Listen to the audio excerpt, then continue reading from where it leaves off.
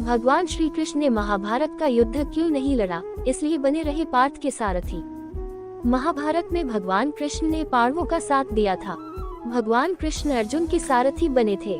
लेकिन क्या आपके मन में भी सवाल आता है कि जब भगवान कृष्ण क्षण भर में महाभारत का युद्ध समाप्त कर सकते थे तो उन्होंने युद्ध क्यों नहीं लड़ा?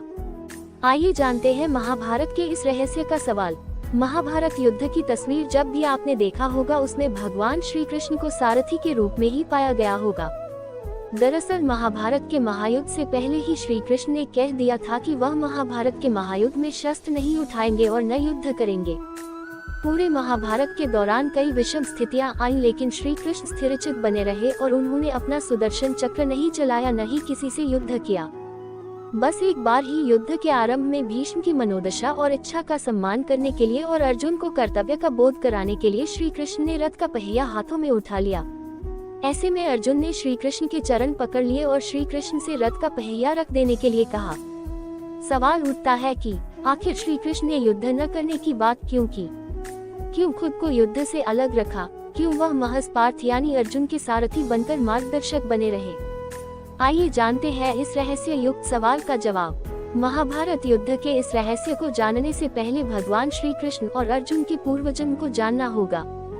पौराणिक कथाओं के अनुसार भगवान श्री कृष्ण पूर्व जन्म में नारायण थे और अर्जुन नर थे, जिन्होंने बदरिकाश्रम यानी बद्रीनाथ में नर और नारायण पर्वत पर तपस्या की थी।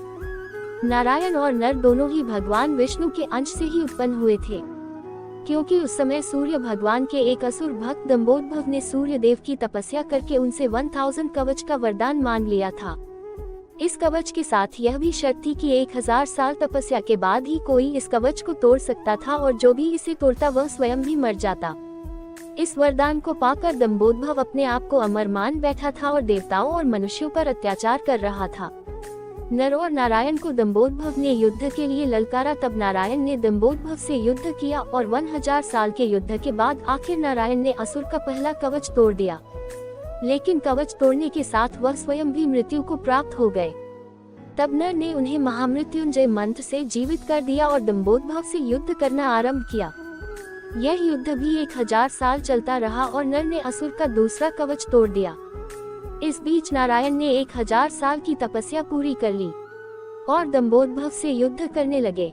इस तरह से बारी बारी युद्ध करते हुए नर नारायण ने दंभोदभ असुर के 999 कवच तोड़ डाले। जब अंतिम कवच रह गया तब वह असुर सूर्यदेव के पीछे जाकर छुप गया। सूर्यदेव ने अपनी शरण में आए भक्त को नर नारायण से बचा लिया, लेकिन खुद को नर नारायण के शाप से नहीं बचा पाए। नर नारायण ने सूर्यदेव से कहा कि आपका ये भक्त द्वापर में आपके अंश से उत्पन्न होगा और तब आपको अपने पुत्र की मृत्यु का शोक भोगना पड़ेगा।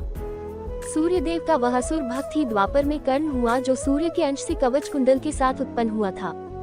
नर ने 1000 वर्ष की तपस्या पूरी कर ली थी और दंभोदभ से अंतिम युद्ध करने की उनकी बारी थी। इसलिए नारायण ने अर्जुन से कहा था कि यह महाभारत का युद्ध तुम्हारा युद्ध है, तुम्हें ही ये युद्ध लड़ना होगा।